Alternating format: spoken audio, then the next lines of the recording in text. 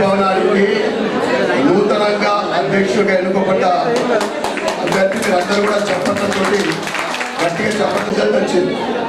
10 గంటలకు రిజల్ట్ వచ్చింది. ఆ బలంలో ఆయన తీసుకున్నాడు. అయితే ఆయన ప్రత్యర్థి ఎవరైతే ఉన్నారో ప్రత్యర్థి అందరూ మా సమాజంలో 90% అన్నారు. ఒక పిల్లగాడు గుట్టతోటి ఢీకుంటున్నాడంటే గుట్టతోటి ఢీకొనుడు కాదు, గుట్టని భస్మం చేసేచ్చాడు. అదేవిధంగా మా సోదరుడు అల్పాల్ శ్రీనివాస్ వీళ్ళిద్దరు కూడా ఏంటంటే గత ఆదివారం రోజున జరిగిన ఇక్కడ ఎన్నికలు పోటా పోటీ అనుకుంటే నిన్నటి రిజల్ట్ ఏంటిదంటే వన్ సైడ్ వార్ మాత్రం పోటీ లేదు. అంటే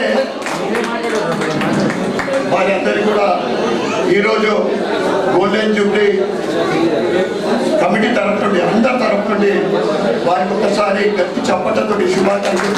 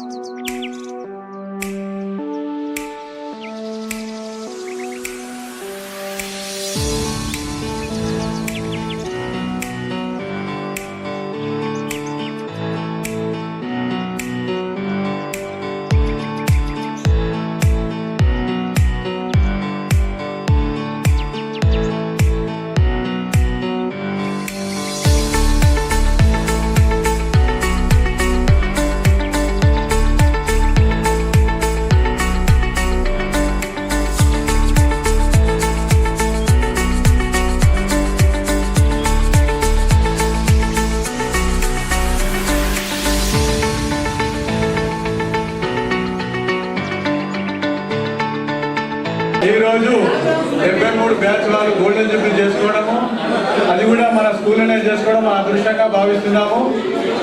అయితే మా అన్నలకు, మా అక్కలకు, వదినలకు అందరికీ మరొకసారి ధన్యవాదాలు తెలుపుకుంటున్నాము. మాకు మరియు మా శివప్రసాద్ ఇద్దరికి అత్యధిక మెజార్టీ ఇచ్చి గెలిపించినందుకు మన సంఘం యొక్క సభ్యులందరికీ పేరున మరి ఒకసారి ధన్యవాదాలు తెలుపుకుంటున్నాము. అయితే మన స్కూల్లో 73 బ్యాచ్ గోల్డెన్ జూబ్లీ ఇయర్.